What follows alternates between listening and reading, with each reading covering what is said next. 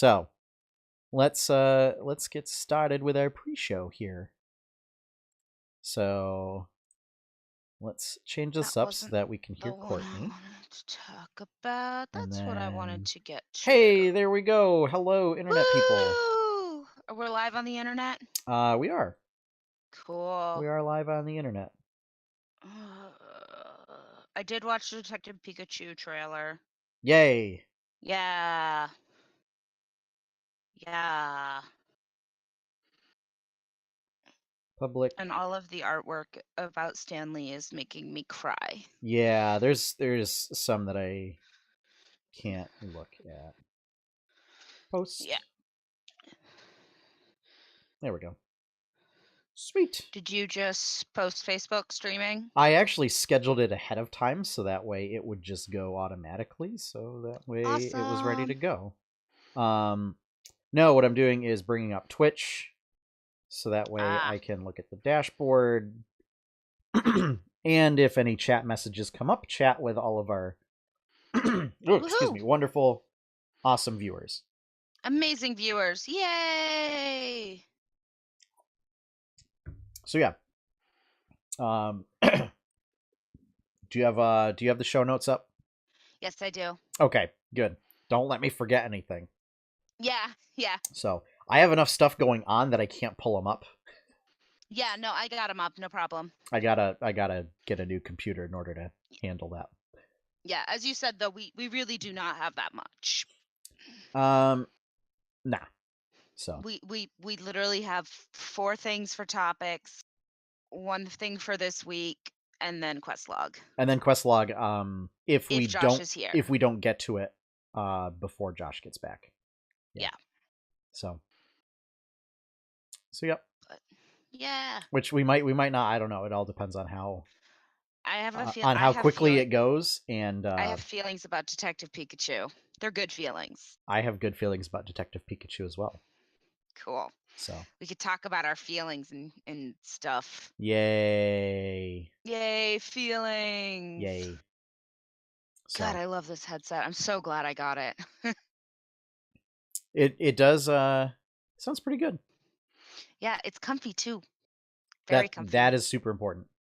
No, like the first night that I got it, like I was just like watching, like, cause we did podcasts, and then I just kept them on and was watching Yeah. Hulu or Netflix or YouTube or something. Yeah. And it wasn't until I went to actually like lay my head down that I remembered, oh wait, that I'm wearing headphones. Yeah. Yeah. Yeah. Well, and the nicest thing I like about it is the mic actually just threads up. Oh, cool. Yeah. So it's really nice in that. Yeah. So if I ever wanted to take them out, it's not like having a big mic just chilling. Yeah. I have a question for you. Do you guys carry piranha plant hand puppets? No. I need to find out. I haven't seen any yet.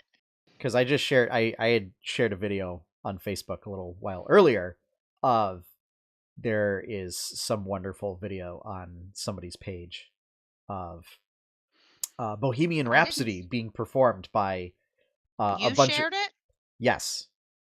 A bunch of folks wearing piranha plant hand puppets, and they all have them sticking up, and it's like a Muppet video. Oh, that thing. Yeah. Oh, that's what those... It's glorious and it's wonderful, and now okay, I must have piranha plant hand puppets. If I find one, because I still don't know everything that we're getting, Yeah. I will let you know. I would say if you're still looking for a Christmas present, there you go. Oh, your Christmas present has been done for a while. Okay. Because we talked about this, and I told you that was actually for Megan, right? No, your Christmas present has also been done for a while. Okay. All because I can't help myself when it comes to you and Megan. I see something and I just pick up, and I see and I pick up, well, and awesome. I see and I pick up. So you're getting a stocking, both of you. Oh, because okay. I love you both. Okay. Do not feel obligated to reciprocate. You know that we have stockings, right? Well, you know what I mean, like gift bag style stockings, like Okay. bunch of little things. Okay, not the Yes. actual stocking to No, hang up. Okay. no, no, All right. no, Okay, no. that's good. Just stocking, like it's filled with all sorts of little things that I see over the year, and I just think about you guys, and I love you both very much, and Cool. so Thank you. yeah, yeah. I've even pre-ordered a couple things. Nice. 'Cause I was I like, oh man, Megan would love that. Yeah, I have to do a price check for everybody and see if it's feasible. Yeah. It might Well, be, it that's might why. not be. We'll find out. Well, that's why I've just like I've picked up little things. So Yeah. yeah, All right. yeah, Well, we don't want to go too late this time. So we should get started. yeah. What do you say we get started? I say we get started. Okay. So, Woo, let's do this. woo. Um no, thought I had to burp. Okay. There we go. Okay, going There we live. go. 5, 4, 3, 2, 1. Coming up on episode 120, we remember Stan Lee, Disney Plus new shows, Detective Pikachu, and much, much more on the 8-Bit Adventures podcast.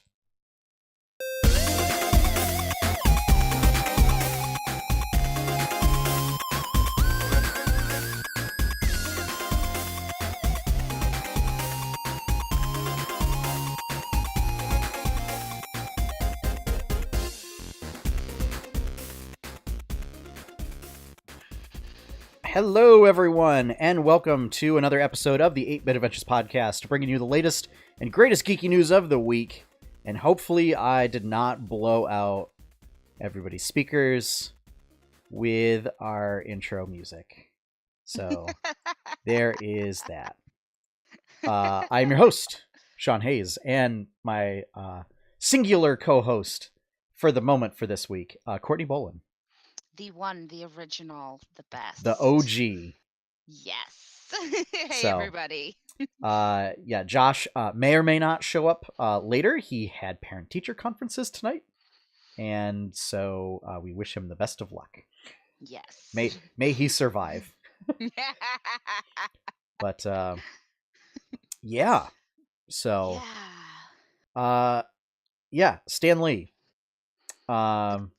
We might as well start off right off the bat. Kind of how we've done usually with when other amazing people have passed. We kind of start that show.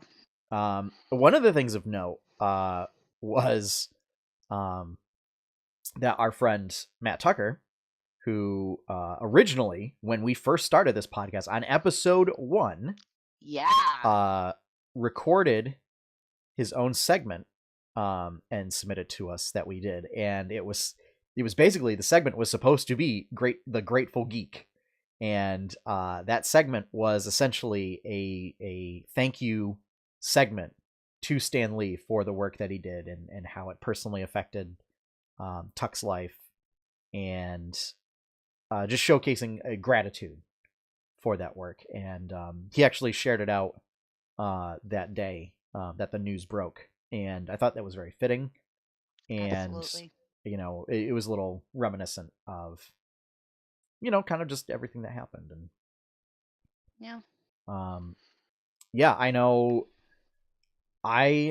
So funny enough, I don't think I've actually ever read any Marvel comics. It was always, growing up, we were sort of like Marvel adjacent-ish, in that, like, my brother and I never read any comic books, but I mean, we watched a ton of I forget, whatever Spider-Man, the animated Spider-Man cartoon that was on, I don't know if it was Fox or on Disney or something. something like that one. that. It was the 90s Spider-Man cartoon. We watched the X-Men cartoon. And those were sort of formative. And then I remember watching, I don't know if it was maybe the same, but I also remember watching an X-Men like cartoon. Yeah. And I mean, that the cartoon was iconic. But it was like, even the fact that as non-comic book readers, is that work is essentially still made it to us. and it was kind of impactful. Um, and then now, fast forward, we'll say 20 years, we're Yeah. looking at like the Marvel Cinematic Universe being one of the biggest entertainment properties in the Yeah. world. Oh Um, yeah. and just the work that he did. Um, yeah, it was something where I really came to appreciate Stan Lee's work. And this is not to diminish, because people have brought this up. This is not to diminish the work of folks like Jack Kirby and everything that also worked on the stuff, but um, in particular, like the writing and everything that goes into uh that stuff, as Yeah. well as the using what was largely considered by the populace to be like escapist fantasy or whatever, to still carry a message with it. Apparently Stan Lee was very vocal about social issues, as there is a sidebar in a lot of the comics called Stan's Soapbox, where he would write about things and he would get very vocal about how um, that comics are not just escapist fantasy, and that they can tackle important issues, and Oh that yeah. Marvel comics do tackle important issues, um, and that X-Men was essentially um, about minorities. Yeah. It's social commentary about minorities and their place in, well, I guess modern society, you could say, Yeah. and the stories about that and how to, I guess, navigate uh, how to make the world a better place for not just the majority, but also for minorities, kind of a thing, and how Yeah. to live together, and tackling issues of Cooperation. like otherness. Um, Yeah. Stan also got very vocal in regards to like the Captain America comics later on, Mhm. regarding stuff like that, and even up until a couple years ago, still um, sort of did the soapbox in the form of like videos and stuff, where he released like a PSA talking about what Marvel stands for, or at least what it should Yeah. stand for, and if not, what his stories stand for. Um, and yeah, I've seen kind of like a meme going around. You had actually showed it to me before this all happened, Courtney, and it was like the Oh, four yes. The four horsemen horsemen of of good niceness. basically good, yeah, Yeah, of non-toxic masculinity, something like that. yeah, and And then yeah. and basically Stan got added to it as imagination under it. Yeah. Um, Yeah, I actually shared that image earlier this week as well. yeah, so Cuz he it's I had an interesting experience of life of learning about Stan Lee cuz I was raised as a DC kid. hmm My uncle taught me about Superman and all of and Batman and that universe. And then he taught me about Spider-Man. And then I was like, "Oh yeah, dude, I like Spider-Man. This is cool." I learned about then X-Men and Fantastic Four, and like for me, growing up, I also didn't read the comics, hmm but I devoured every single superhero movie that I came across. yeah, And when they were on Saturday morning cartoons, you know, I would I would go for it. I would watch the entire time. I have always really, really enjoyed just the superhero in general, but I really like how Stanley, when making the characters and putting them out there, he was able to give them full rounded personalities, um, which yeah, was which was nice growing, having grown up with Clark Kent of, Superman. He's good. Yeah, That is his thing. He's a yeah. reporter, but yeah, he's good. It Um, was. and that's no I bash to DC. That's just kind of how I've always seen it. Yeah, And I know that there's more intricacies in that, but really, Stan and his work taught me that no, there really are fully fleshed out like characters, and he made them feel so alive just in the bits that I saw, that when yeah, they started coming to life through the MCU, it it just was like, this is perfect. This is exactly how I imagined it. This is how I imagine these real people being real people. And I just we all knew that there would be a day yeah. when Stan wouldn't be able to make his cameo, and I will be very upset if there's not a painting of Stan in every Yeah. single MCU universe, Um, like, movie going forward. well, so not to diminish um sort of the situation, Yeah. but I have heard that they have actually filmed his cameos for like the next 6 films, including Avengers 4. Nice. Which that I don't know. That's gonna be tough, I think, because we're gonna get into a weird territory like we did with Episode 8 with Carrie Fisher on Yeah. screen, and it's Yeah. seeing like this is the last thing they produced. Um, Yep. so And I'm gonna lose it during episode 9 too. yeah, yeah, um, Everyone has been warned. Everyone knows this. but yeah, it's just and it's not just um his work, but it was also I guess how he carried himself. Like listening to him in interviews and seeing him in the cameos and everything. It was I actually watched it was an interview with Conan O'Brien from 1995, I think. It was Okay. they were doing a Marvel DC crossover comic series. Yep. Um, and so Stan was on the show talking about that and everything.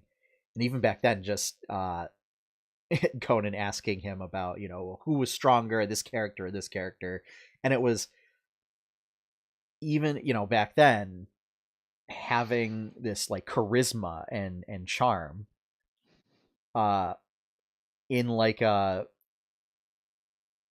I don't know, it's hard to describe like because it's not like an awkward way, but it was like talking about these characters in such a way that like getting really geeky and excited about them, uh and then having his own little idioms, like how he would say like Excelsior kind of stuff. Yes. Yeah. um He so yeah, seemed it always was just genuine. yeah, yeah. Yeah. um so and it could be argued that without his influence is that there would not be sort of an 8-bit adventures, you know. Yeah. So I like to think of it as so basically without Disney, like so without Walt Disney, without Stan Lee, and without Shigeru Miyamoto, is that without those 3 individuals is that you would not have sort of an 8-bit adventures comic, you wouldn't have this podcast, you wouldn't have anything because um their work is a direct influence on my work, which led Yeah. me into the arts and stuff like that. Um, Yeah. so yeah, Yeah. yeah, The MCU took a big loss, but I think the one thing that I hope happens is that Stan's vision and his purity is the way I'm going to put it for the MCU, um, doesn't get pushed to the side with this new, you know, train of people that will be coming in. I don't think it will. Yeah. Because I mean I he's hope he's it won't. essentially been so in that regard he's essentially been like an executive producer kind of stuff on Well, on these yeah, things. but I hope that people don't. And I think especially now, it's, if anything, people will feel like there's a pressure to have to live up to Yep. that legacy. Um, And I hope that that actually happens. yeah, I hope that, yeah.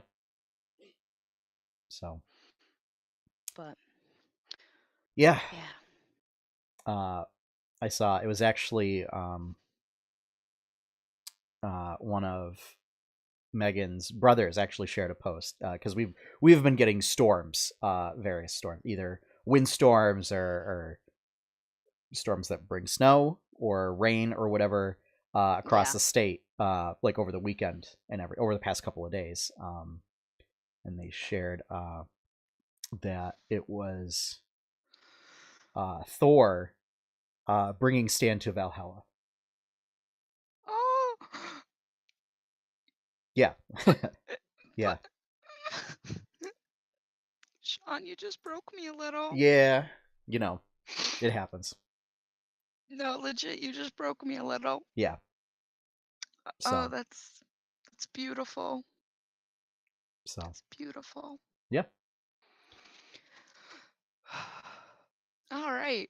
Yeah. So let's So dry now our now that we eyes. got that out of the way, Let's go into Stanley Disney.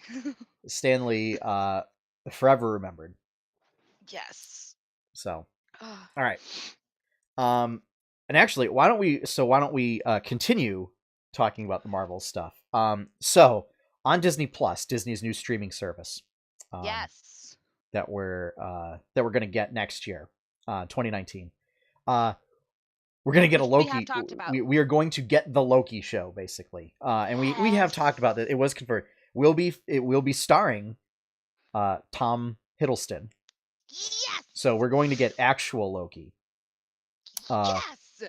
They haven't, Ah, not really any other details aside from the Loki show. Loki The show. Loki show. I'm sorry, but you could have a sketch comedy show and have it be the Loki show, and he would just like transform into every single character. And I mean, Loki is a trickster god. That I love Loki for many reasons, and one of them is exactly how chaotically wonderful he is. Yeah. Um, I also don't I'm know when it's going to be set. So oh yeah, where in the timeline? yeah. So I mean, I have questions based on when it's going to be set. Um, Yeah, one of those. Well, the first question is, when is it set? And based on that answer, I might have more questions. yeah. Like if for whatever reason it's set post Avengers Post, 4, like, I mean, does that mean Loki survived? Does it mean that he didn't and they get brought back and rescued somehow? Like, oh, what is going on? yeah. Um, I My don't know. But my thought, I mean, if I had to pick a time, yeah, would be A, when Loki's younger, or B, when the beginning of Ragnarok, like pre-Ragnarok. maybe when it's I like like the Adventures of when King he's Loki. yes, when he's yes. I think that that is those are two possibilities of when that could be. Um cuz I think it would really mess up, there'd just be so many questions Yeah. if it was post snap, I guess. Well, I mean, you couldn't do it.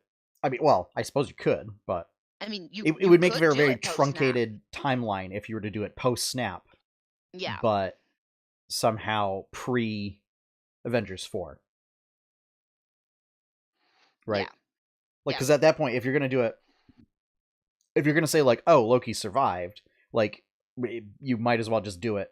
Or start, like, post snap, but then have it just go through Avengers 4. The way, Yeah. like, basically the way Agents of S.H.I.E.L.D. continues through the movies, and they have the movies inform it. Yeah. Also brings up an interesting point. This may be, it's one of the few times that we actually get a TV series that features one of the actors from the films Yeah. since Agents of S.H.I.E.L.D.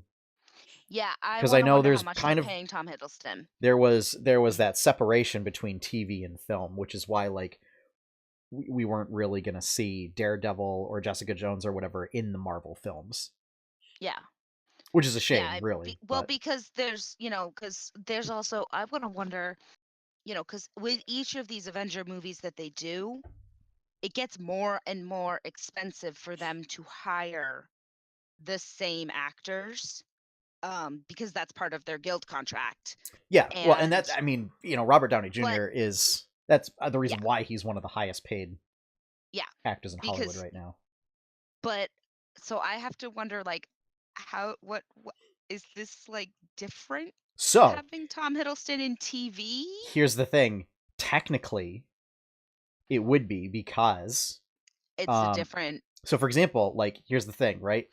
Uh, the way it works is playing Tony Stark in Iron Man 1 through 3 counts as a different series than playing Tony Stark in Avengers 1 through 4, which counts as a different series than playing Tony Stark in Spider-Man Homecoming.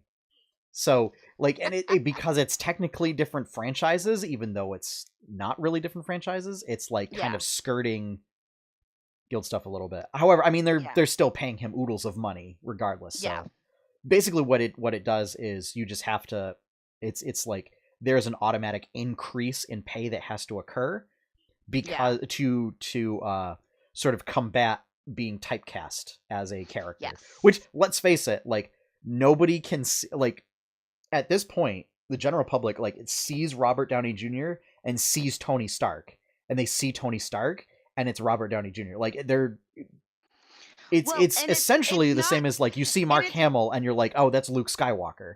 yeah, yeah, but it's also kind of funny because it's like, but other than the genius part, like, what is the difference between Robert Downey Jr. and I, Iron I Man? mean, not a whole lot at this point.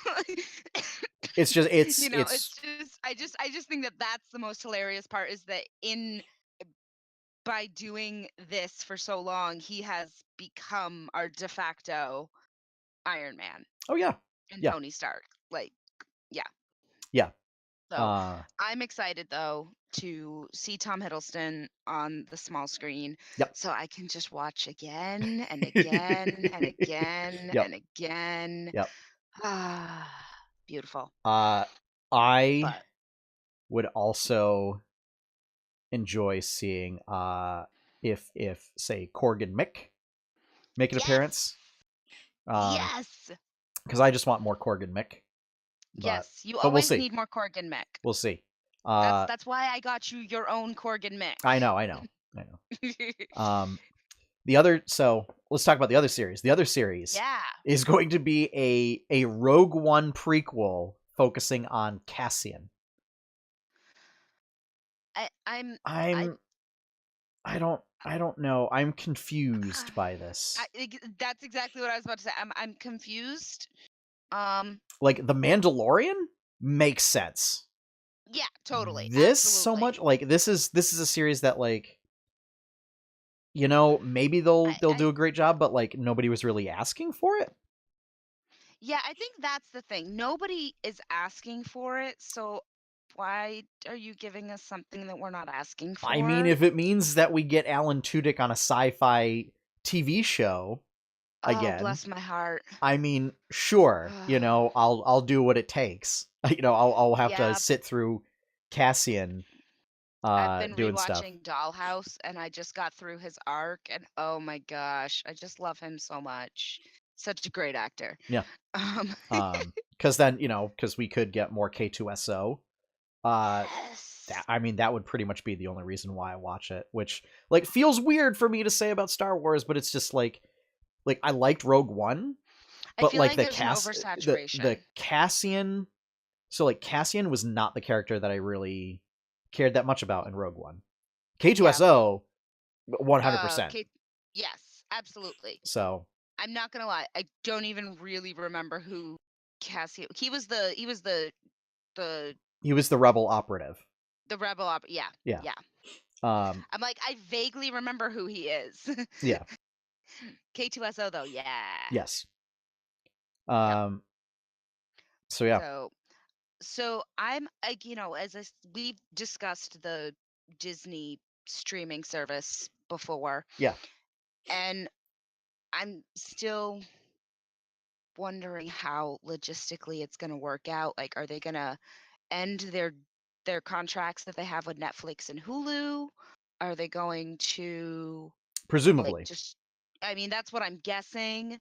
Um that is what. and Oh, here's the other thing. Okay, so here are the services that Disney Plus will provide. You'll be that able to was going watch to be my thing. Disney, Yep. obviously, right? Yeah. Marvel.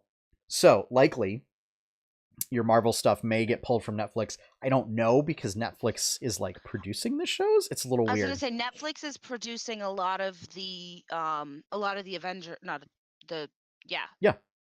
yeah. Or Like no, they're they're not Avengers. They're the no, Defenders. Defenders, yes. Defenders series. Like they're doing all of that in Well, house. So, not anymore since they canceled two of them. but They can't. still, They canceled Luke Cage and Iron Fist. well, gee, I could never imagine that happening Yeah, Jessica Jones ever. might be up next.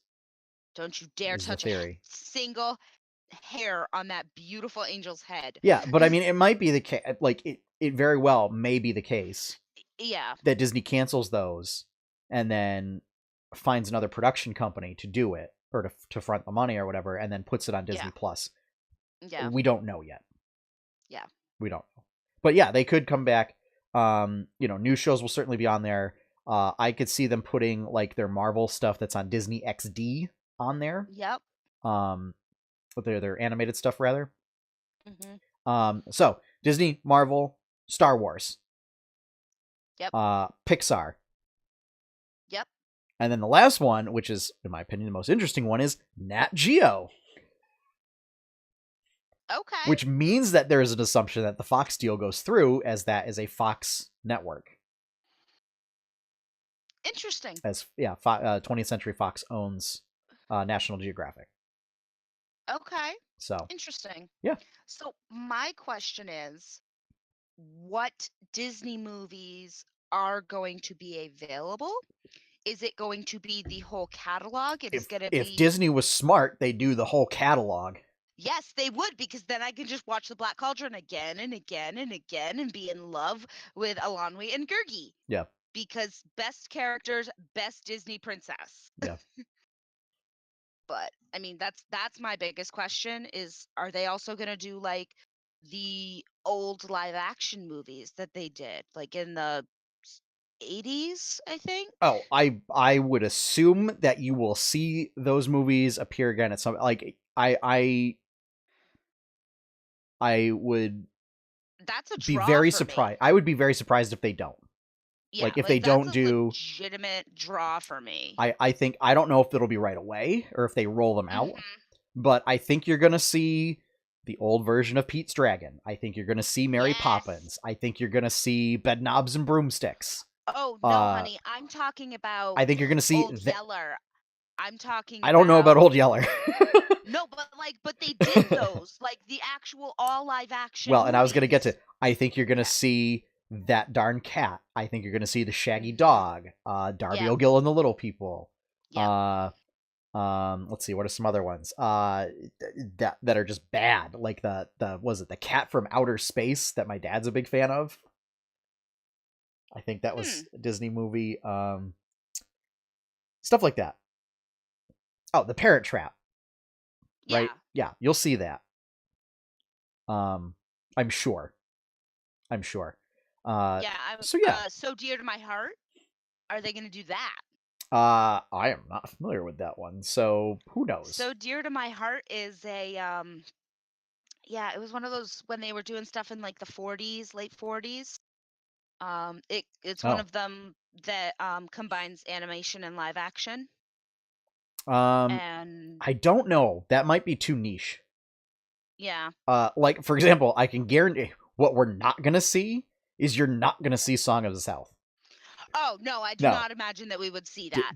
But no, like but that one was about this little boy who like raises this black wool lamb and all of that and it's really I don't it's I had nightmares about this movie as a child because there Yeah, was one storm scene that kind of terrified me, but yeah. it was really good. I mean that also begs the question: are we going to see classic cartoons? I don't Yeah. know. I mean, are they going to appear as like episodes of House of Mouse or something? Or I don't know. Yeah. Yeah. I think Are we going to that's see going to be a older? question. Say, are we going to see older? Like, are you going to be able to watch both versions of the Ducktales cartoon, the new one and the Ooh. old one? Right? Are you Yeah. going to be able to watch Yep. Rescue Rangers, Tailspin, uh, Mm-hmm. Aladdin, Timon and Pumbaa, Ooh. um, um, All Stitch, of the series. yep. Uh, All of those little like 2-season thing yeah. that just went. Then is it also going to be stuff that was on Disney XD? Like, are you going to be able to watch Gravity Falls, Star versus the Forces of Evil, Yeah. like newer stuff? Yeah. Um, who knows? This I don't know. I will There are say, like, questions, Courtney, and I have them. there are so many questions, and I think just learning what's there, because knowing if there's going to be like some of those older movies and Hmm. like their entire collection of movies Yeah, is a draw for me.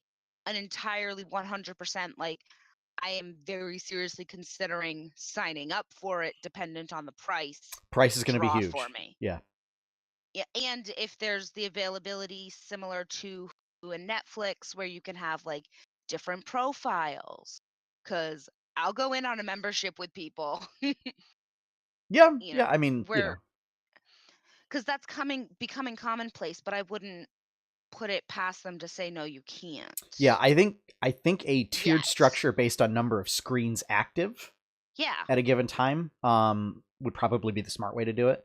I absolutely. would Yeah. foresee a lot of folks. To be honest, I don't know how Hulu does it because after Um, the Hulu doesn't have the opportunity. You either do regular and one person can be watching at a time, or maybe two, mhm. and then you go up to the one that doesn't have ads, and I think it's on however many you want. Well, because I know there's Hulu Plus, and then there's Hulu Plus without ads. Well, yeah, Hulu Plus is the one I'm talking about, that like, because my cousin and I share my account. And so I was like, "No, I have Hulu, so you have Hulu." And we Yeah, set up her profile. yeah, But every once in a while, I'll get kicked off of Hulu because like somebody else is watching. yeah, So, and that used to happen on Netflix until Dad upped the Netflix because yeah, there's 5 of us. yep. So, So, but yeah, but 2019 is when that comes. okay, we're So, almost there. yeah, we We're will almost there. stay tuned for details. We're Well, I mean, almost there. it might be third quarter 2019, so or fourth quarter 2019. Oh God. But Yeah. yeah, I know 2019 is 2019. It's yeah, like Animal Crossing for Switch. It'll eventually come out in 2019. yeah, it'll be fine. It'll be fine. Speaking of which, what else is coming in 2019? Detective Pikachu the movie. Yeah. Yeah. Apparently this trailer was very divisive. Oh yeah. Yeah, people either love it or well, it falls in a three categories: people that are hyped, people that said, "I like this, but I don't know why I like this," and people that are vehemently against it. Oh, and I I see one Josh York in the chat. Hello, Mr. Josh York. Shall we Yay! We pull should be able you to be getting in, him. good sir? Yay! Right. This makes for great podcasting. But anyway, Absolutely. okay. But So we are gonna pull him in. So, yay. stream viewers, I apologize. Things are gonna look a little wonky. Um, how do I add people to a call again?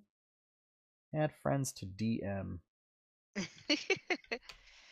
But now I feel good about Detective Pikachu. I'm excited for it. Hey, there's a job! There we go. Yay! We were You, just talking about Detective Pikachu. you're muted, Um, sir. there you go. So But I may have to check if I have him muted. No, I just had my push to talk. Okay. Oh, you missed my quip. I had a quip. I'm not doing it again. Anyways, That's fine. Yeah. Darn it. Final opinion is Danny DeVito should be the voice of Pikachu. Let's move on to the next topic. Danny DeVito didn't want to be the No. voice of Pikachu, I know, so I that know. he also said I won't "What is repeat Pokemon. I won't repeat the exact quote, but yeah, he basically said, "What is Pokemon?" And that pretty much ruled him out of doing that. It would have been Yeah. better. Would've been Honestly, all the I better. would have said, bless his soul, if Bob Hoskins was still alive. I think he would have made a great Detective Pikachu. I don't know who's he voiced. I don't know. Bob who the guy is. Hoskins? Yeah, I don't know. Bob Hoskins played Eddie Valiant in Who Framed Roger Rabbit. There we go. Thank you. There's Yep. a movie I don't remember. What? He played Smee That's my- in Hook. Oh, okay. There's a movie I do remember. There we go. And in a movie that we do remember, but we don't talk about, he was Super Mario in the Mario Brothers movie. Oh, okay. It would have given him a chance to redeem video game movies. Yeah, he could with that Mario voice. But- he could have been Pikachu. But That's what I expected. sadly, Who cares? It sounds fine. but sadly, I believe he passed away a few years ago. So yeah, the only thing what I don't like right now though is basically because of how much like promotion for Deadpool Ryan Reynolds has been doing. Like everybody just thinks of Yeah. him as Deadpool, yeah. and I just want to be like, I don't know, There's more to him than just Deadpool. like the next time Critical Role comes on, be like, what's my McCree doing running D&D games, or like an Overwatch, or like what's Crom doing being a cowboy or something. I don't know, Yeah. but it He doesn't. voices Crom? Yeah. He voices Crom. That makes sense. Yeah.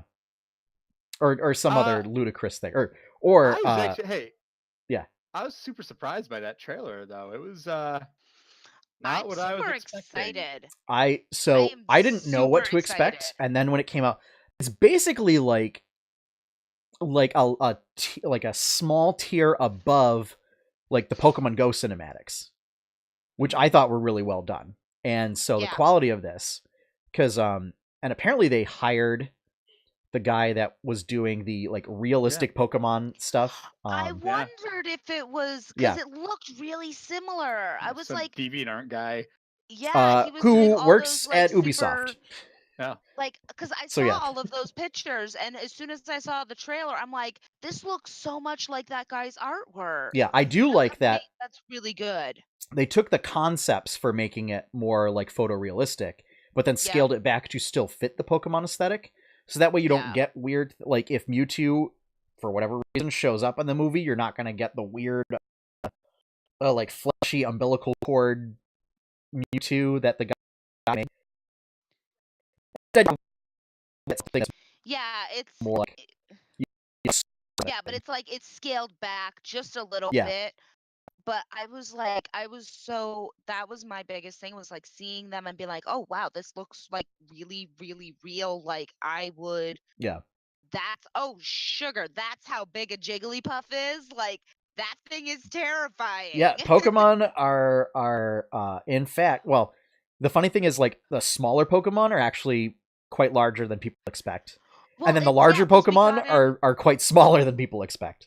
Well, it's funny because it's like some people, because at work we got life-size Pikachus and then we got plus-size Pikachus. Yeah. And like there's a good like 4 inches difference. Yeah. And I was like, oh wow, no, that one's life-size. That one's how big Pikachu actually is. Oh wow. Yep. Like imagine that like hopping on my shoulder like he does to Ash. It's like, oh, that's Yep. That's a big difference. Yeah. And it's just in time for the Pikachu memes that's been going around this month. Oh, I know. And the funny thing is, the Pokemon social Let's media Go comes accounts out, too. have been sharing there are stills from the trailer of Pikachu he's got making the the mouth same open. faces. Yeah, it was so great. Yeah, I saw something on Reddit today was like, when you don't want to give up your favorite meme or something, it's like a guy holding the old Pikachu meme and someone trying to give him the new one. Yep. Yeah. Yep. Yep. I think it looks. I I usually don't care at all about Pokemon, but this is kind of interesting. I'm curious to see a different take on it. I like the dude who's playing the main character. He was in a show called The Get Down on Netflix, which was quite good, and I liked him in that. So I don't know. They better have a Squirrel Squad. There should be some gang in that city messing things up. So apparently there is a Squirtle. So a Squirtle appears like twice in the trailer. First time is like the missing photo, and then there's another time when they're in like essentially the underground battle ring. There's a Squirtle like with a trainer like behind the fence, and he's like holding onto the fence, going like "Meh," kind of a thing. I just want to see my Squirtle Squad with their shades. Oh, I 100%. Local gang. Sean would pay money to see that. Gladly. I mean, I'm gonna pay money to go see the movie anyway, but I would like to see the Squirtle Squad, just the Squirtle Squad. I would slip legendary one Alexander Hamilton to ensure that the Squirtle Squad makes it into that film. Wait, what? Legendary Pictures is making the film. Oh, okay. Yeah. Why? And Alexander Hamilton, it's a $10 bill. It's a $10 bill. I thought you were making I thought you were referencing the play. No, the $10 bill. Okay. No, he's gonna slide him Hamilton tickets. I mean, yeah, I thought you said you would watch this instead of Hamilton. I don't have the money for Hamilton tickets. Nobody does. No. No. But yeah, so I would absolutely love it if Squirtle Squad came in. I would in fact love to see if there's like a group of the turtle Pokemon all wearing little bandanas running around town as like a Ninja Turtles reference, but I don't know if they'll do that far. Yo, there's a Psyduck. That's important. Everybody's talking about like how Psyduck like is proof that this movie's going to be horrible by referencing Howard the Duck, and it's like no. Number one, Psyduck is supposed to look bad, right? Number one, he's a duck. He's a duck that like has psychic powers and perpetual headaches from said psychic powers. Supposed to look kind of off. So, no. Yeah. But yeah, people will show like screen caps of like Howard the Duck or whatever and be like, this is why this movie's going to be terrible. Look at Psyduck. And it's like, nah. No. Oh, thank you, Polygon, for giving me pictures of every single Pokemon that's going to be in it. Why people don't? Or that's in the thing. trailer, yeah. Like, yeah, like seeing how big a freaking Gengar is. Well, that's a balloon.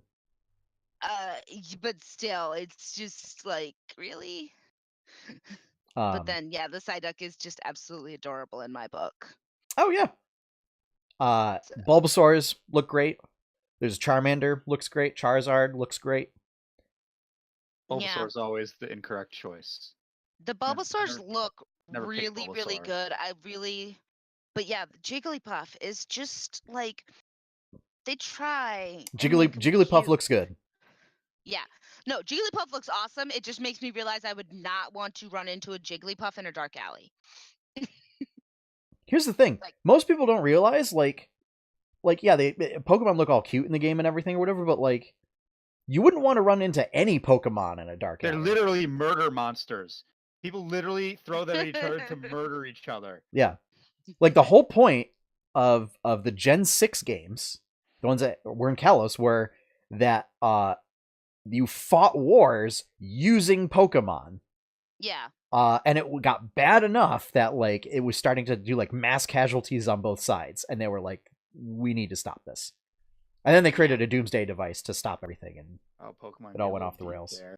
But, yeah. I thought the Mr. Mime was just a little bit, yeah,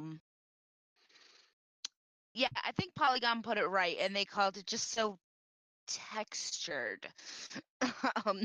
Oh, no, I thought Mr. Mime was perfect. I think it's supposed to. I think that's the point. No, like, it's just, it's unsettling in the way that he's supposed to be unsettling. I mean, he's supposed to be a mime, like a clown mime. Like, yeah, there are huge demographics of people that are put off by both of those things. That one or more of those things.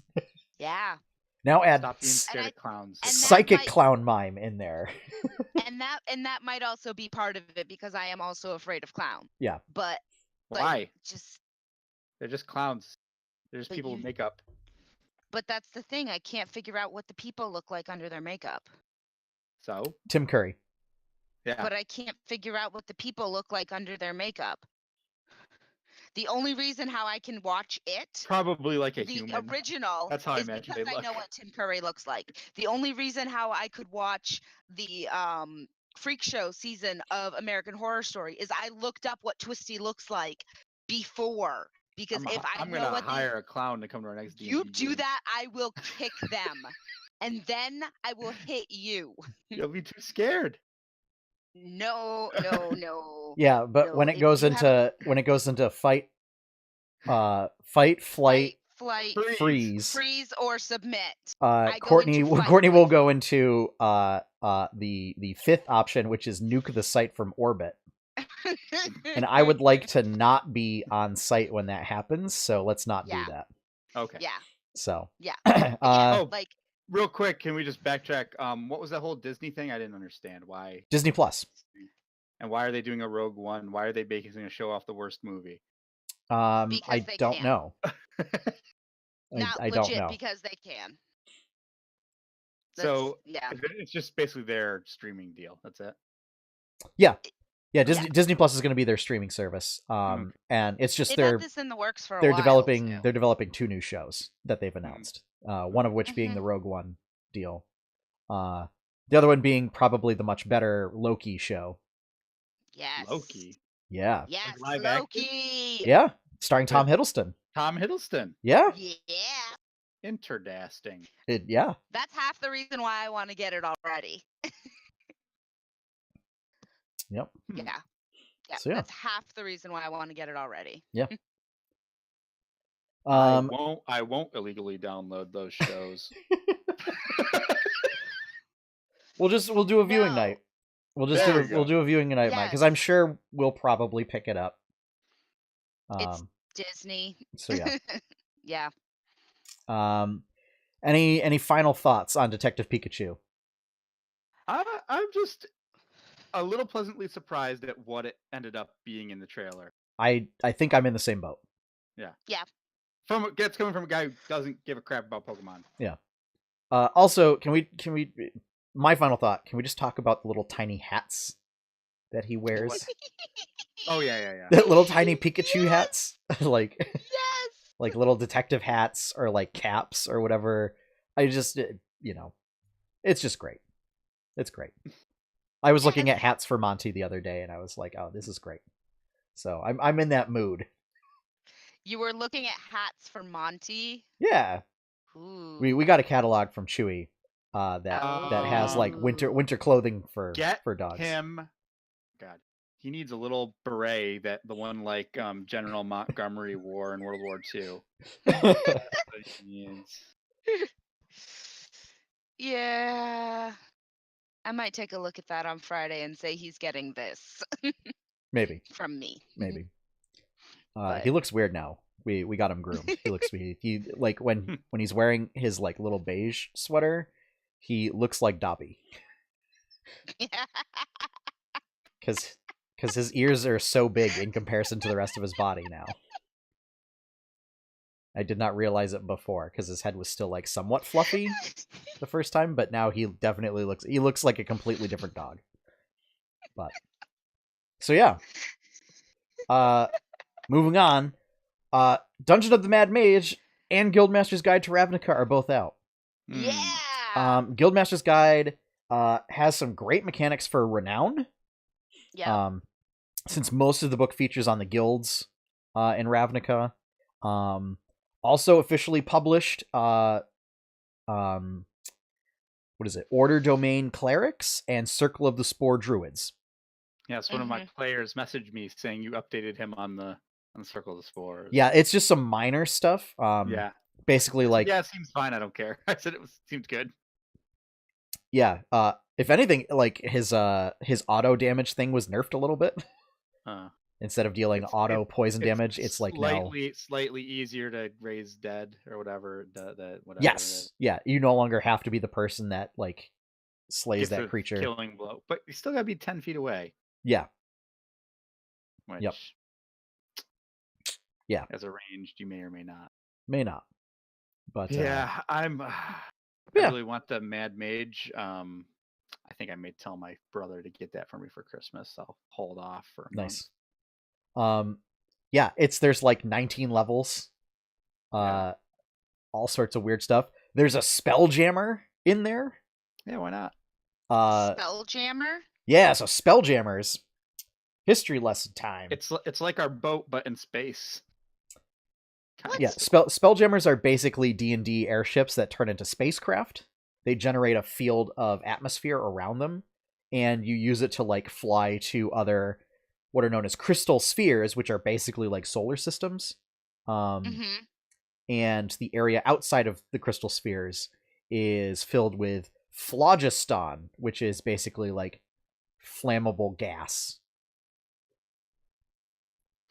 It's like, Okay. I mean, like basically oxygen is like flammable, is a highly flammable gas. Oxygen is like flammable gas. Yeah, but it's like if it's filled with like aerosolized gasoline is what it is, because you typically use so phlogiston as like fuel. Flamethrower. No, sort of like if it's like mixed, like lots of particles floating around or whatever, but like if you light a match, like whole sections go and blow up. Yeah. Okay. Yeah, fire bad. But yeah, so you find one of these ships. There hasn't been like a Spelljammer campaign setting since 2nd edition. So people are going nuts about it. Mike Merles has been proud that he has put little snippets of stuff like this here and there. But yeah, the idea is like the Mad Mage basically trapped a Spelljammer in his dungeon and then took away the spelljamming device that allows it to teleport out. So now the crew has been stuck there. And that is like one layer. One layer. Yeah. Just one. Yep. Oh gosh. It's one of the features of that layer. Oh gosh. So yeah.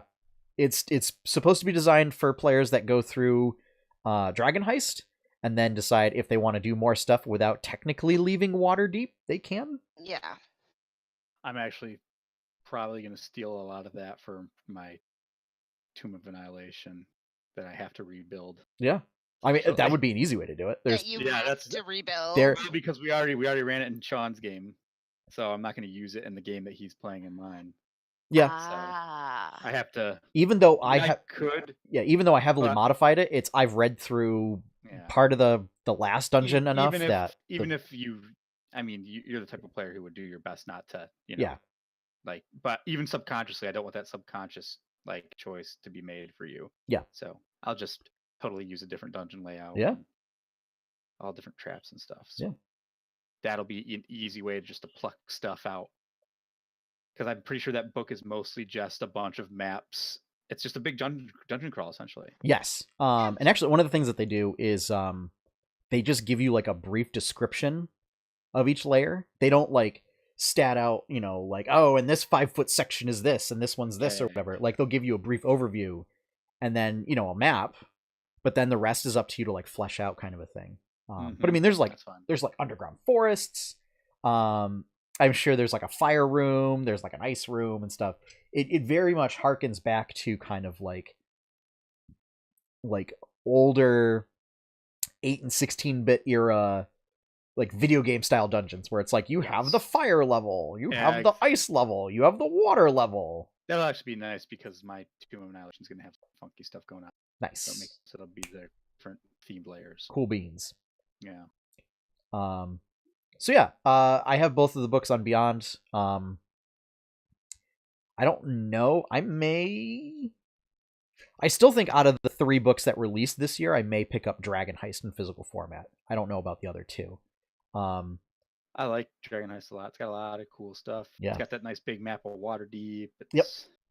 But I mean, if you're a fan of Magic the Gathering and the Ravnica setting in particular, and you also like D&D, I would definitely recommend picking it up. They do a really great job of kind of simulating a lot of Magic lore in there. So like a member of a guild, if they have access to spellcasting, get bonus spells based in the guild. And you basically get 2 spells per level up until 5th level. And those spells mimic the themes of the colors of the guild.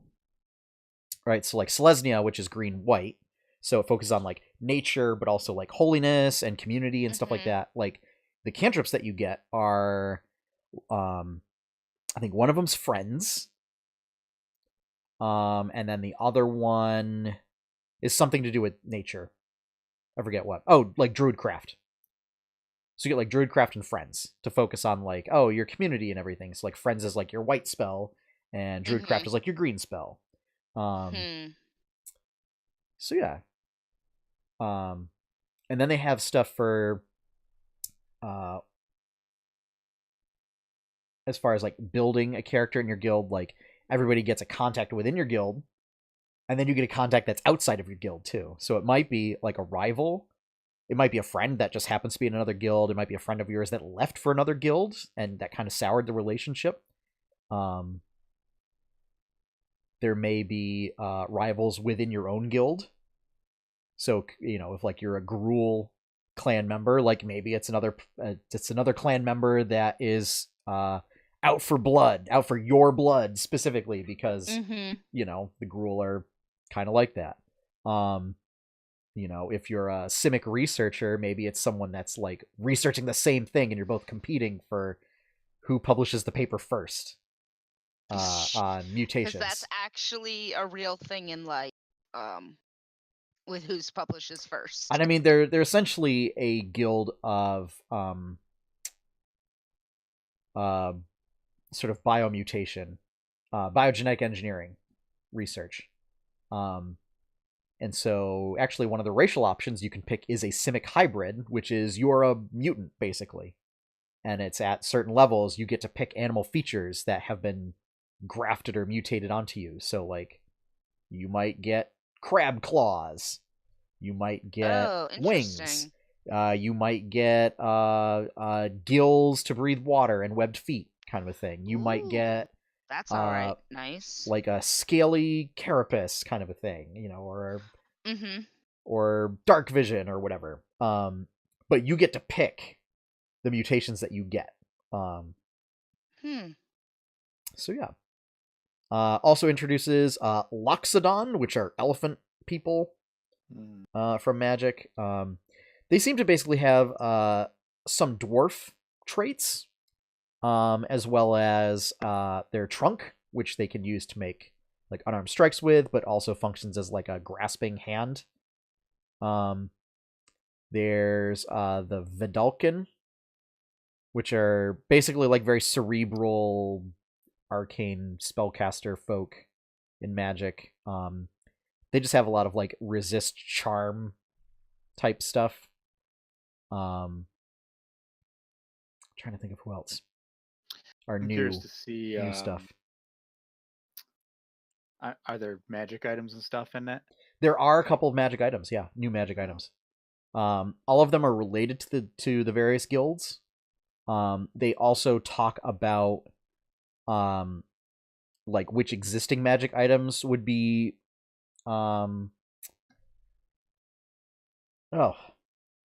brain's not working. Would be associated with various guilds. So like a Holy Avenger would be associated with the Boros Legion, and so like if a Holy Avenger, like if the whereabouts of a Holy Avenger are discovered, like the Boros Legion will send out, you know, dozens of squads to go find it and retrieve it and bring it back before somebody else does.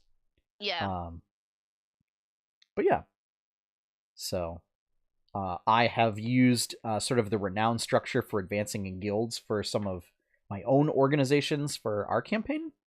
And we'll be kind of looking at the guild structure in those to kind of flesh out some more organizations. But yeah. It's a really neat way of looking at like what roles a guild can fill. And still have adventurers. Because like when you look at like Waterdeep, you know, there are things like, I mean, there's, you know, hundreds of guilds in Waterdeep, but they're all like very professional stuff. So it's like you wouldn't necessarily find a plumbing guild filled with adventurers, right, in Waterdeep. But like in Ravnica, I mean, you know, plumbing would be might be part of the Izzet guild or the Golgari guild.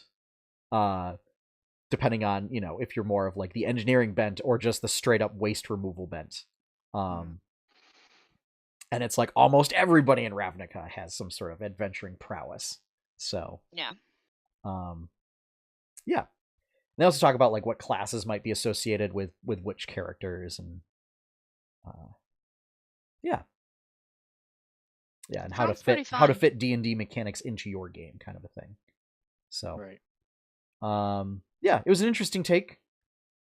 I don't necessarily know if I would agree with the decision to do that in place of Eberron per se.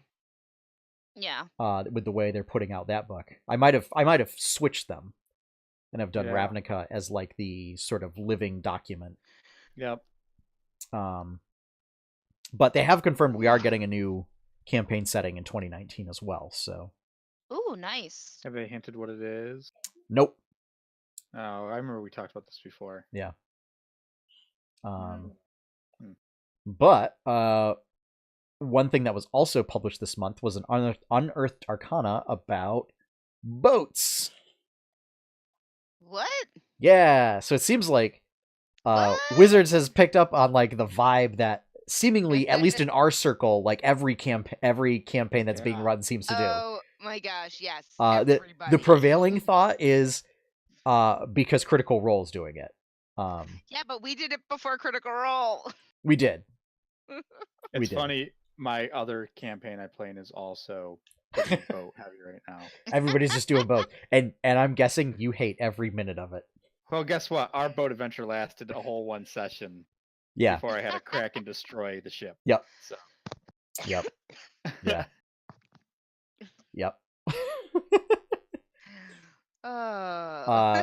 For the viewers' note, and listeners' note, this is less of a Josh hates boats and pirate adventures and more. Josh does not like to give seemingly any characters any fun transportation items. As if you ask one of our other players, you've not earned it yet, who kills off every horse that we come across. Kills off every single horse. Yeah. Guess what? Our party... You guys bring them. Yeah. Okay. Sure. Bring all your horses into the middle of a fight with giants. And I know what you think's gonna happen. I know. Poking fun. No horses, no boats. You're getting there. We have lost every boat that we've had. We've lost every horse that we've had. Just lose everything. Although, to be fair, half of the horse kills were from inter-party conflict. From other party members killing off said horses. Why doesn't that surprise me? Yeah, you think Jacobin's bad. You should see our Oh no, I hear stories of how terrible your game is. Yeah. Yes. I've heard the tales. I love it. But yeah, so the rules for these boats, what they do is they treat boats as like a creature with no mental ability scores. Mm-hmm. So if for whatever you cast an illusion or something, or if you cast a spell that could affect an object but would target a mental ability score, the boat just fails the save or whatever. Yeah. Granted, it's immune to a lot of those effects. Like you can't charm a boat, or if you cast an illusion in front of a boat, nothing happens because it's an object.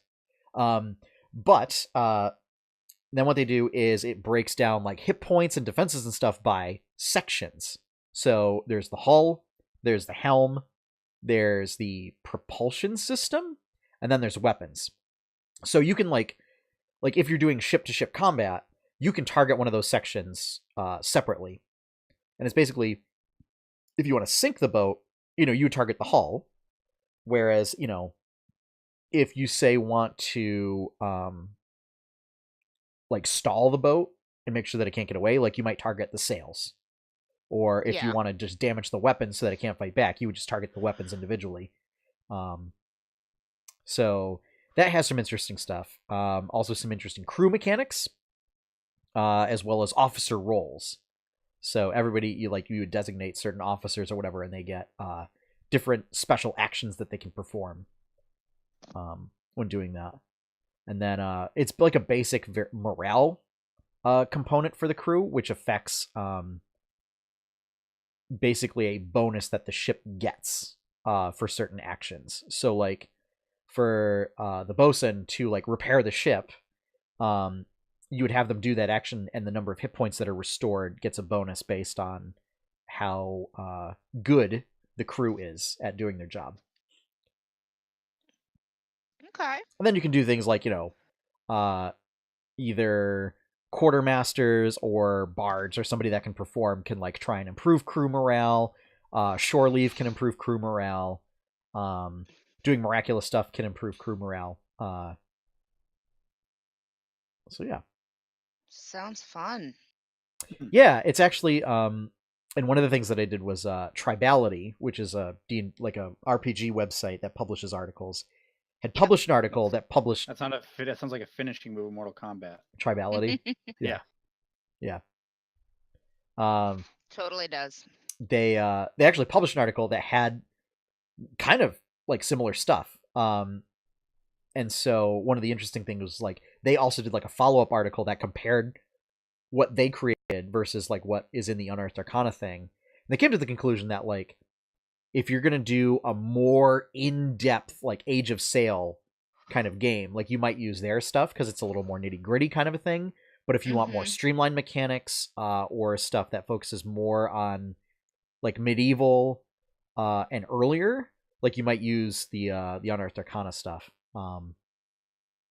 They also noted that it's a little weird in that with the Unearthed Arcana rules, ramming things becomes like often the best option damage wise. Whatting things? Ramming, like taking your boat and running it into things. Oh dear goodness. Which damages the boat, but if you have a ram like affixed to the front, like a battering ram affixed to the front, yeah, it like protects your boat when you're doing ram attacks. So it's like if you have a galley and you're fighting like a kraken or a leviathan or a dragon turtle or whatever, often your best option becomes to just simply try and steer the boat full speed into the creature instead of using your actual weaponry on it. Yeah. So there's some little weird stuff going on with that, but it can be easily fixed, I think. But yeah, it's just funny. Yeah, it's like, yeah, we could do this whole, cannon combat or ballista combat or whatever, make it complicated and very cinematic and everything. Or we can just take our big giant boat and just run it into everything. Just run it over. Sounds good. Yeah. So I actually have adapted your guys' boat to using those rules. And I actually have it published up on World Anvil right now. Sweet. That stuff. It might actually benefit considering the pilot's sort of lack of dexterity, we'll say.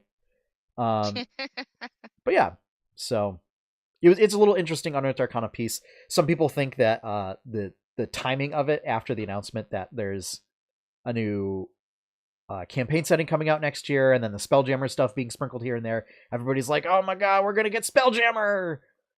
Which, who knows? I mean, it would certainly it would cause riots. Ugh, I don't know. I don't care about Spelljammer. It's too broad for me. I think it would be interesting, but I also think sort of like Planescape,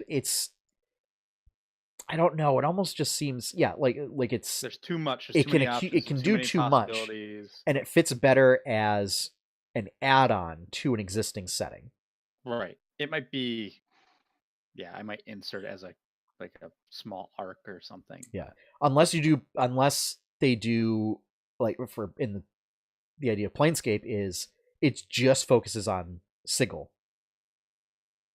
And I say that because apparently that has been confirmed as the official pronunciation of the city. Yeah. Yes. It might have been Chris Perkins throwing Matt Mercer a bone on pronunciation. Maybe. Real quick before we move into this week. Just another bit of video game news. Oh yeah. Just as I was browsing real quick. If you're familiar with after the whole Diablo debacle at BlizzCon. it seems like Path of Exile, basically Diablo's biggest competitor, just released info on a new expansion, big new expansion for Path of Exile. Yeah. Great timing. Love it. I mean, they've released a Yeah. number of them, but so just the timing would have been opportunistic. It's just funny. Yeah. I was just reading the comments on it, and it was like, oh, don't you guys?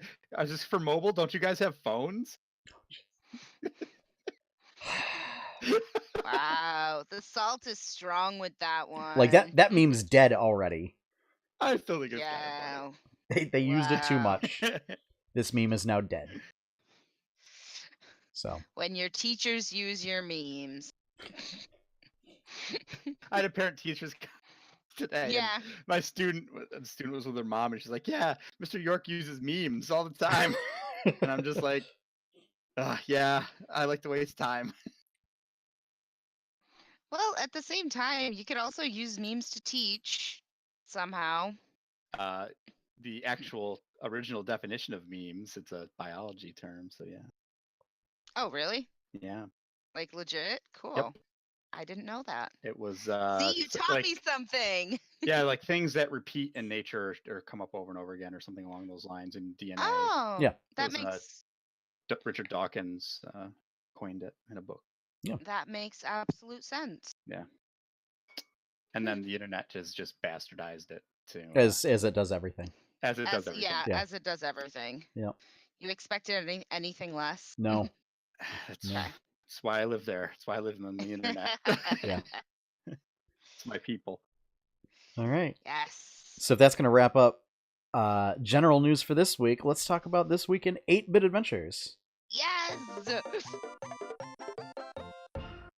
So, there was an art Oh stream. my So there was an art stream this past week. I just colored more old 8-Bit Adventures comics. We're like a 10th of the way done now to. Woo! Well, we are 9% of the way finished for art for the book. So, yay! But new comic this week. 8-Bit Adventures 2-43. Thank the Owl Driver. Oh my god! Just like what? Like, Yeah, I've been planning for this for quite some time you've been now. planning this a while. Yeah. You've been planning this a long while. I am so excited to see this happening. You know, Melody was just up against this horde of fruit ninjas, and then just an owl. And then Taranda's owl, because it keeps going until it hits something. Yep. Went across several realms, and then drops, Iggy, Cornflakes, and Frogdoor off right in the middle of the battle. Yes. Because Taranda's owl is also very helpful. Yes. Oh It gets you where it needs to go. Oh my god. Yes. It was just, it's perfect. Cause like I had really big questions about how Melody was gonna handle this 100-to-1 fight. And so this evens the odds a little bit more. This is good. This is good. This is fine. We're gonna make it now. It will certainly make ratings go up, which will appease the chairman. Yeah. Yep, Cornflakes is gonna do something. First off, also, yay, Cornflakes is back. Yay. Yep. Cause yes, but yeah. Oh my gosh. And yay, they got out of the void. Yes. But no, I'm really, really excited to see that they're back together and that they're all there. And I want to see fruits turned into jam. Well, they're not ninjas made of fruit. They're just wearing fruit masks. Yes, and I want them turned to jam. That's gross, Courtney. And people think Jacobin is a bad person. Well, Jacobin is. Nope. I never said I wasn't a bad person. Yeah. Jacobin's a jerk. May's a professional. Oh no, I'm talking about myself. That's not better. So yeah. Yeah. So we got that. I think so. There should be another comic next week, and then the following week will just be will be some Thanksgiving art. Yes. So, the goal anyway, I don't know if it's actually going to happen, but the goal is to do a full color page, and a parody of Norman Rockwell's famous Thanksgiving painting. Oh, cool. Using the 8-Bit Adventures characters, yeah.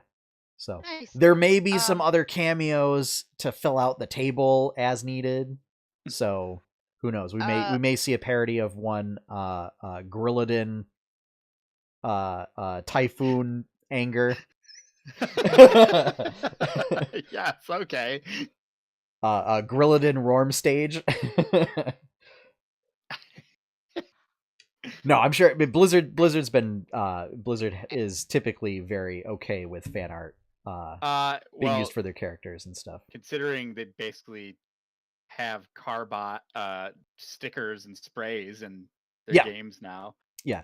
Oh, and it's when applying for a job at Blizzard, they often say like, "Oh, please send us your portfolio of Blizzard work to see, if it matches our style," kind of a thing. So like, not only do they look for fan art, but they also look for fan art that looks as close as possible to what their artists are producing when looking for new artists, kind of a thing. So, plus, as long as it's a parody of Illidan, it's fine. Yeah. So absolutely. I just found something amazing on Kickstarter, and I just need to bring it up. Sure. Lies. Yeah, no, tabletop tokens, premium plastic tokens for tabletop RPGs. I have these. They're doing a second Yeah, run. they're doing a run for graveyard tokens. Yes. Yeah. Yes. Really cool thing is, if you pledge $15 or more, you get everything in digital. Yeah. So you can print them off yourself. No, cool. That's you wouldn't have to. What that's more for is for things like Roll20 and tabletop RPG. Yeah. Yeah. Yeah. But anyway, so so they're doing a second round of those. Find them on Kickstarter. It just looked like it came up on my stuff. Yeah. But let's see. It's the guy who does 2-minute tabletop. Yes. Yeah. When I used to hand draw a lot of maps on another campaign, I used videos a lot to kind of figure out how to draw from that top-down perspective. Yep. Yeah. Anyway, sorry, I had to add that in before we went had to derail everything, Courtney. I'm sorry. It was really cool, and their campaign is still going on, and if you want to help go on. Yes, I will say I am using. Believe you've done this. I am using their tokens quite extensively to say like outfit your boat, as well as to make little arenas and stuff for when we need sort of grid-based movement. So there. Let's see. I think there should be a game night stream this week. Stuff's been kind of up in the air because we forgot that Crimes of Grindelwald comes out this week, which totally forgot about. What? Yeah, it comes out tomorrow. This week? No yeah, way. Tomorrow night is opening night. So, yeah. Okay. So, who knows? There may be a game night stream. There might not. That depends on what we decide. Yeah, we're doing Street Fighter V game night. Well, I mean, here's the thing. If I'm not around and Josh decides to stream some Street Fighter V, that may very well be hosted on the channel. Yeah. So, if there is one, it'll be posted tomorrow morning that we're going to have one, and I'll give advance notice. And it will be continuing Earthlock, Festival of Magic. Woo! So you're liking that, Sean? Yeah, it's a nice little turn-based RPG. I mean, they say that it's not a JRPG, but it feels kind of like a JRPG. Just because of it has lots of JRPG elements to it. So I've been playing a JRPG lately. called. It's got the most generic name of all time. Legend of Heroes: Trails in the Sky. Oh god, that's Wow. yeah. It's That's actually like Yep. tropey to a yeah. It's yeah. actually, and I don't know why I like it, but I do. Because it is kind of tropey. It's actually relatively well written. I'll give it that. Whoever did the translations and whatnot did a pretty good job. But I'd heard about it in like the JRPG subreddit, like all the JRPG people like this game's awesome, blah blah blah blah blah. I'm like, I'll give it a try because it's on Steam, so it's actually pretty Yeah. good. Nice. Good. It's like, I don't know, it's your standard JRPG, but the pacing isn't too slow. I always feel like I'm progressing. Even when I'm Good. doing side quests and stuff, it's just like I never feel like it. Not like Xenoblade, where Yeah. it was just like I felt like I was not going anywhere because of all the side quests I was doing. Yeah. It's like I do a few side quests, but I'm right back in the main story, and it's like I'm always Yep. moving. Feels good. Feels good, man. Cool. All right. And then Tales of Jamora this week. So Yes. you can catch I that need on to Friday. write out what May is going to say. Yes. And message that to you. One interesting note is we will be down 2 players, and it will be a bit of a shorter session. Fun fact is, so I thought about visually redistributing people to balance things out, but then I realized that both of the players that are going to be out sit with Josh at one table, and I thought, this might actually visually represent and like reinforce what is going on in games. So no, I think we're just going to leave it as is. Yeah, that absolutely is representative of what's going down. So, but yeah, so you can catch that. It'll be some interesting role playing. There may be combat. Don't know. That will be largely up to Josh. There very well may be combat of some sort. So, but yeah, prepare for perhaps somewhat of an intense RP session. Yeah. So yeah, a little, but it's been very enjoyable. Jacob ignores everybody, and some and some plot development for several characters' plots. The plot thickens. Yes. Yes. For at least one character, for at least one player's plot that won't be present. So. Yeah. And that pretty much wraps it up. Next week, because of Thanksgiving, there will be podcast. So if we do a podcast, it will likely be on Tuesday. There will not be a game night stream. So yeah. But that pretty much covers everything in 8-Bit Adventures Land. So now, let us finally get back to Questlog.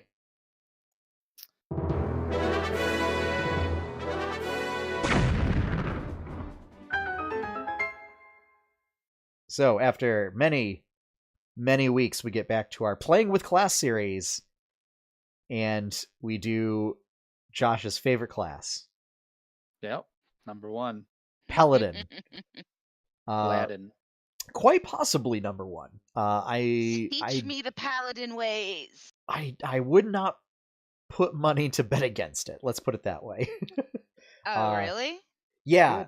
So Paladins. So just generally speaking, Paladins are represented as good and just knights who are devoted to protecting the weak and abide by chivalric codes.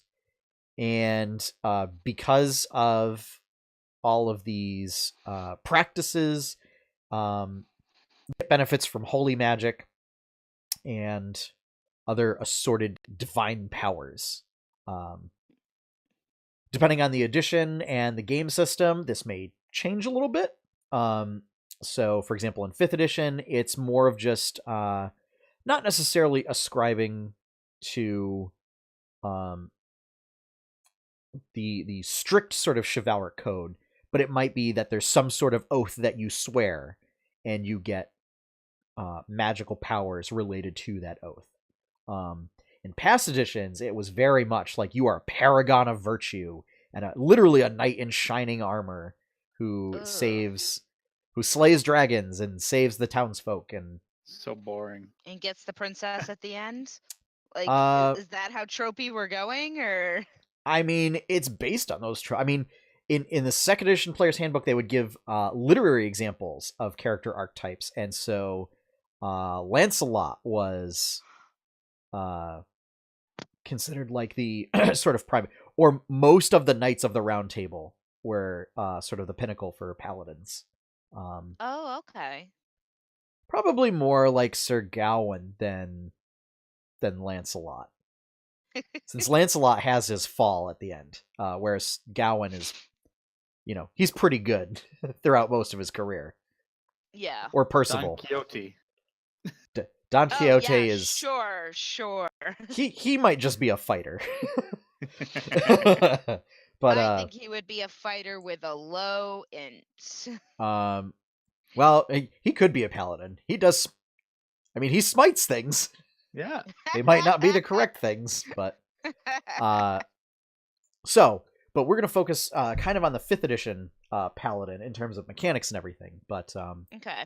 Big mechanic that they get nowadays is smiting, and this is, you get this ability at 2nd level. When you get spellcasting, you can essentially, if you decide, like Josh, oh, I don't want to deal with like the magic type stuff, I'm just going to use it to just hit things harder.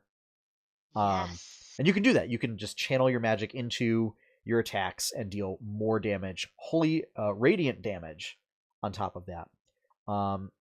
In addition, paladins do get a set of exclusive spells to them that are smite spells. That kind of, they don't quite work in the same way, but it's you make a melee attack as part of it, and it deals extra damage, and it gets some kind of effects. They all feel very meh to me. I think it would have worked better that says, like, when you, I don't know, like maybe if it was a buff spell that says, like, when you smite, you deal additional effects or whatever. Or if it was just class features as opposed to being spells. Yeah. Because, I don't know. None of them really are like, oh, I need that. None of them ever are on my normal prepared spell list. Yeah, they are very... there's so many other spells that, like, they don't do enough extra in addition to their smite damage. Yeah, they might be like knockdown or fear or... Jacobin just wants to hit things and hit them hard. Well, I think the Thunder Smite might have some type of stun attached to it. Maybe. One of them lets you see invisible creatures if you hit them. Banishing's pretty good. That's like the level 5 one. Yeah. So you hit something and then it pops into a demi-plane. Yeah. For several turns. It goes into its own dimension. You hit it so hard, it sees the curvature of the earth and then disappears. So wait, you literally knocked it into next Tuesday. Yeah, and then it comes back. No, you do the Thor of Mjolnir, and you Mjolnir is no more. Hit in the actual mythology, you hit the world serpent so hard that you send it back in time. Yeah. Basically. Yes.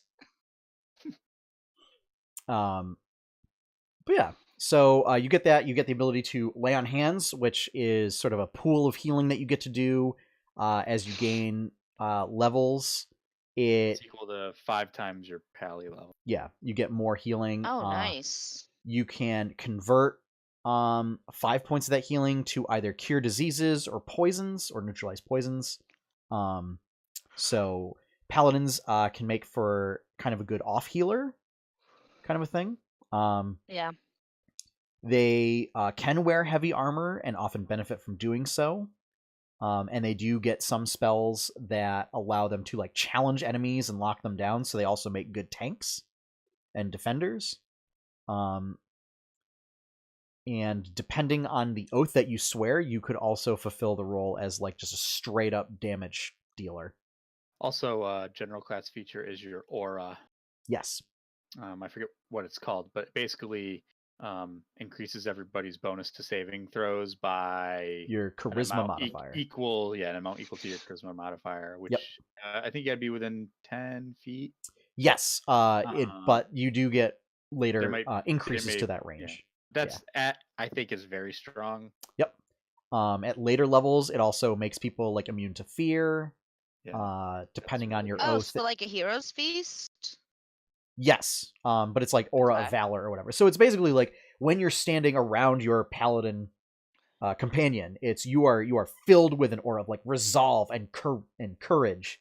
So that way, like determination and determination. So that way, I really hate to say this, but is there a way to RP that? Like, if someone isn't actually like, I mean, you could always choose not to benefit from it if you really wanted to. I'm just thinking like RP wise, because that sometimes wouldn't always dependent on. Okay, May wouldn't take that. Because it's meant to be like that you are an inspiring. It's sort of like in the same way that bards inspire people, is paladins also Yeah. inspire people to do acts of great valor and heroism. So yeah, so they exist as a shining beacon against the forces of darkness. Okay, but what if they're an oathbreaker? We'll get to that. Okay. Because I'm that's like, a special I know case. that's a whole other ball of wax. Yeah. So I'm just trying to think of some other higher level class features that one might get as a paladin. But really, it's basically smiting, land hands, and auras are like kind of your big stuff. I think at a certain point you become immune to disease. I think you become immune to fear. Stuff like that. Your subclass, so I think at level 3, is you pick an oath that you swear. Now this is, in some games, it would be like picking like a knightly order or something. But this is just you swear an oath. Traditionally, you swear an oath in the name of like a deity or a cause or something, and by following the tenets of this oath, you gain magical powers for it. So the ones in the player's handbook are the Oath of Devotion, which is if you want to be the knight in shining armor, you want to protect people, you want to help them, you want to wield divine magic to smite fiends and the undead and protect the innocents.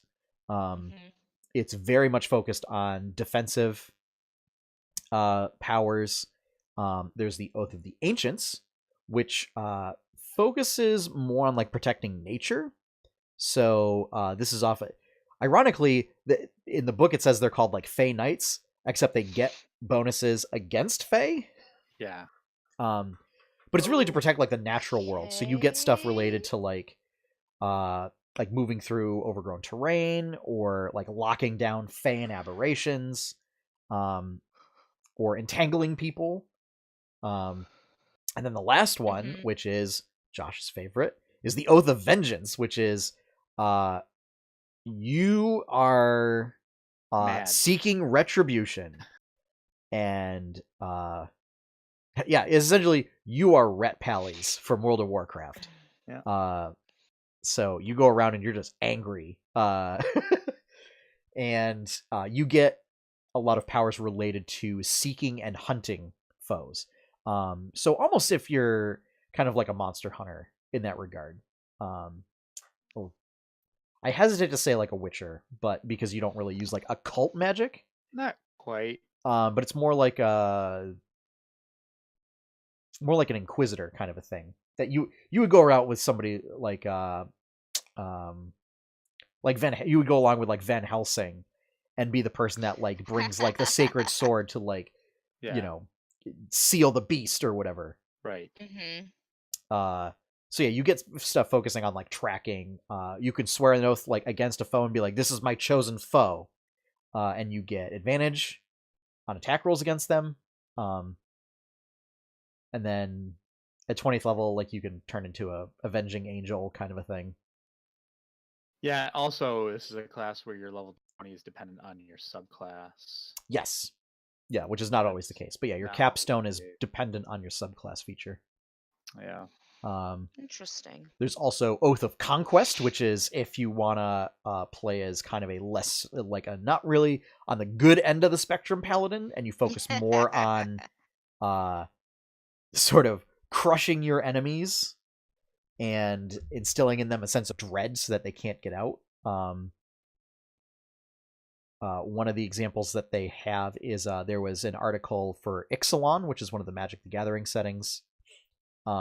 Whereas like there's vampiric conquistadors that come in. Yeah, so it's basically, so imagine it's pirates versus dinosaurs, but then it's also like conquistadors versus natives, except the conquistadors are all vampires and the natives are merfolk. Okay, that's So yeah, weird. it's playing a lot of like sort of Mesoamerican versus Spanish invader kind of themes in there. But like Oath of Conquest, very much for them, because like the lore in there is that they only feed on sinners, and so what they would do is like they would find their enemies and like just crush them and then feed on them, kind of a thing. But they just like you demoralize people with your combat prowess to then like force order. So in the Forgotten Realms, you know, deities like Bane, Asmodeus, and other sort of lawful evil deities, you know, would definitely approve of Paladins of Conquest. There's also, I'm forgetting the exact name of it. Oh, I just had it up. But it's like Oath of the Redeemer, I think. Conquest. I think it's Oath of the Redeemer. Redemption. Sorry, Oath of Redemption. Yeah.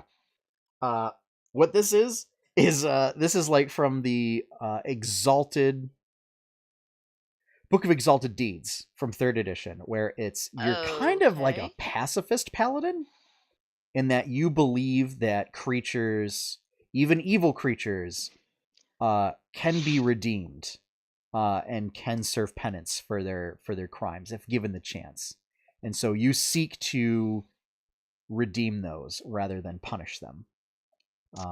Okay.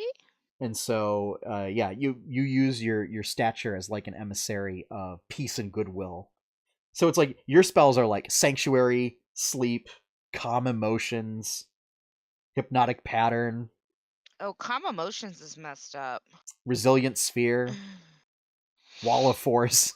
So it's really designed to like just like kind of enclose people and just like get them to sit down and calm like, down. No, you go to timeout. And wait, you put them in timeout and you talk it out. What's it on Nanny 911? It's go to the naughty stool. So yeah. You can use your channel divinity instead of like rebuking undead to rebuke those who are using violence. Just in general. Yeah. Yeah, you can shield other people, you can heal. And then at 20th level, this is where it gets interesting, is you get 2 benefits. Is you have resistance to all damage dealt by other creatures. What? And whenever a creature hits you with an attack, it takes radiant damage equal to half the damage you take from the attack. Wow. If you attack a creature, cast a spell on it, or deal damage to it by any means but this feature, neither benefit works against that creature until you finish a long rest. So it is designed for you to like be a sort of emissary of goodwill, and punishes people for bringing conflict to you. Interesting. So yeah. So that leaves the final oath, we'll say, but it's not really an oath because it's the Oath Breaker, Oathbreaker. This is basically if you screw up badly enough, and you are okay with your character essentially casting aside the tenets of their oath, and as such, you are punished by whatever powers that be you swore to, and in doing so, you essentially become a blackguard. So you become like a black knight or a death knight in Warcraft sort of terms. Instead of now like protecting others, like you sap their strength and their will, you raise armies of undead, and if instead of radiant power, you have necrotic power. You channel the powers of shadow and death. So yeah, Awesome. it's not really meant to be for player characters unless you're doing one of those games. Hey, I know people who ran an evil game for like 3 years plus. I was in one that lasted like 4 sessions. Actually, a buddy of mine was in a long-running evil campaign. Yeah. So they can go very, very short, or I they can go very long. I feel like in order to do it right is that you kind of have to do it in a setting like Dragonlance, where it's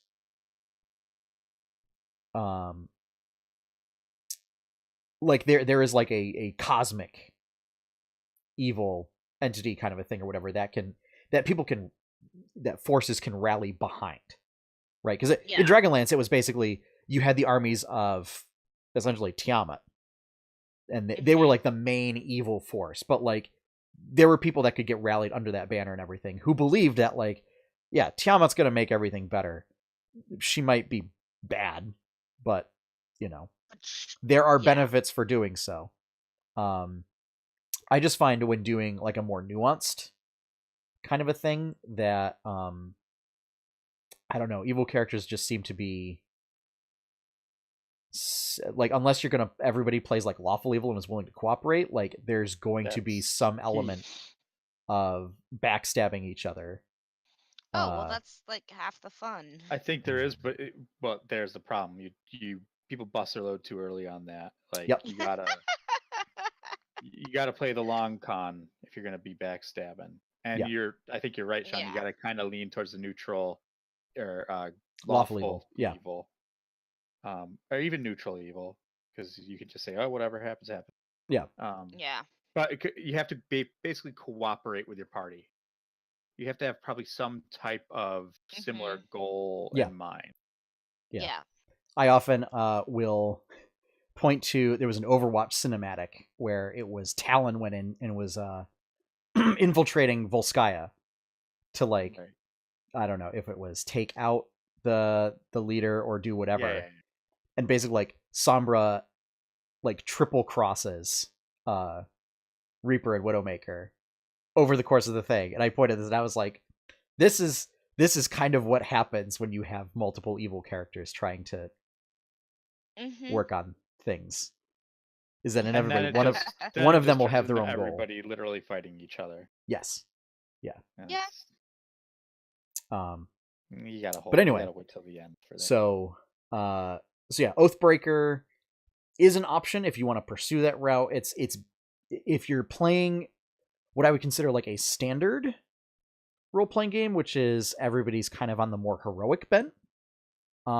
It's best used if you're going to retire that character and make them a villain, or if you're going to do it as like a temporary thing and then they atone for it. Like they have some sort of redemption arc.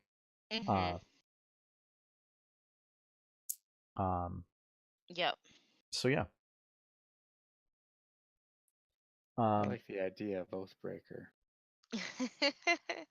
I like the idea of Paladin. It's just always, to me, has seemed closer to monk or cleric than closer to like knights in shining armor. It's more martial than cleric. Yeah, so Paladin essentially exists halfway between fighter and cleric. Yeah. And there are, in some cases, like in the Dragonlance setting, it was, I think they had it that you just couldn't be a paladin outright, because that meant, because the way they'd worked it was, that was basically like the Solamnic Knights, and those were like prestige classes that you had to take or whatever, but it got complicated. But basically, yeah, it's a way to say, well, I want to have some martial prowess and be able to bring the fight to, fiends and aberrations and the undead and stuff that threatens, the people of the world, while still maintaining a connection to some kind of religious order or entity. It's kind of in the same way that that rangers are kind of halfway between fighter and druid. And it used to be sword mages were in between sort of fighter and wizard. I don't know what fills that sort of space right now. One could argue that bard does. Well, bard fits everything. Bard kind of sits somewhere in its own corner. Yeah. Putting its hand in everybody else's cookie jars. But yeah, I mean, you could argue that Eldritch Knight is kind of that thing between standard fighter and wizard. So yeah, so it's kind of an in-between. It's one of the half-caster classes, so they get up to 5th level spells. And they only get 2 attacks. So unlike fighters, they don't get more than 2 attacks. And yeah, they're in my opinion, they're one of the stronger classes. They have a very very focused sort of class. What's that phrase that they're always using in Warcraft? Class fantasy. Oh yeah. Yeah.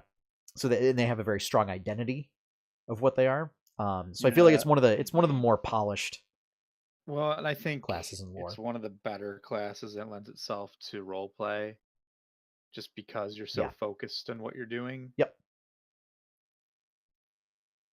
With your oath and whatnot, I was gonna say, it seems to me like it's something that's literally always on the back of your mind. It makes it easier for you to develop your character's personality. Yep. I think. Yeah, I'd agree. I can see that. So, yeah. Any final thoughts on paladins? Paladins are rad. Yeah, they're pretty rad. Yeah, I like them a lot. I think they're pretty cool. Yeah.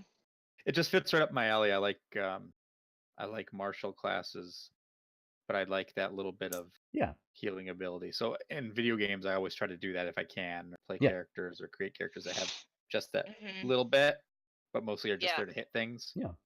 And paladin. We'll do a fun bonus for fans of Warcraft. Your protection paladin, that's going to be a paladin of the Oath of Devotion. If you're going to be a retribution paladin, that's going to be paladin with the Oath of Vengeance. And if you're going to be a holy paladin, you're actually going to be a cleric. Yes. That's either the light domain or the war domain. Yep. Correct. Probably the light domain. Probably. Yeah. So yeah, because that's one of the cases where clerics really there are certain clerics that are just a more spellcasting oriented version of a paladin.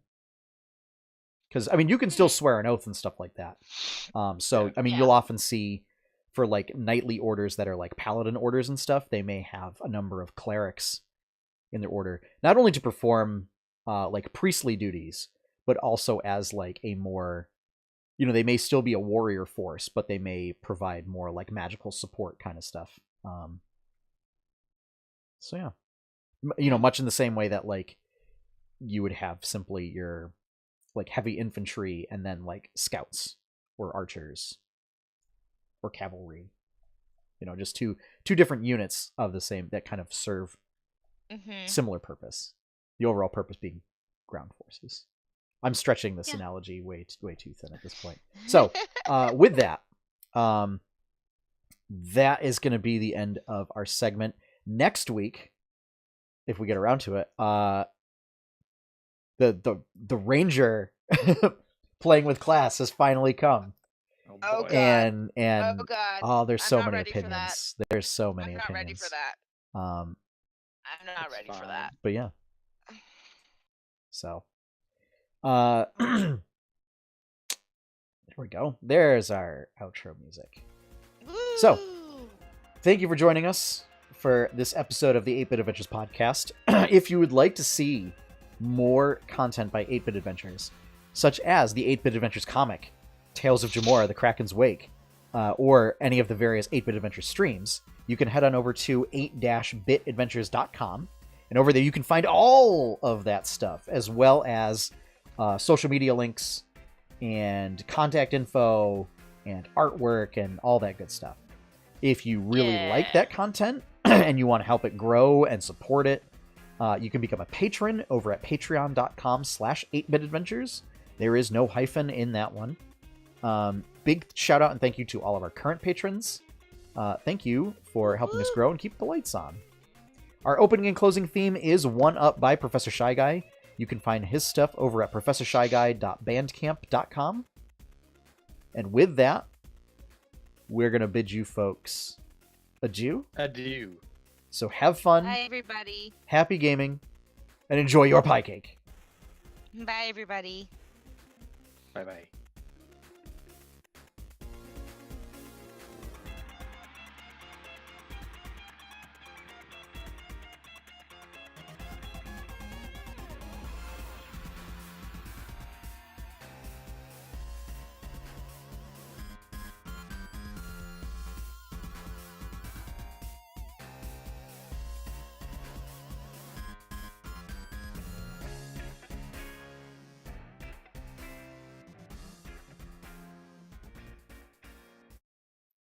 To the ground, baby!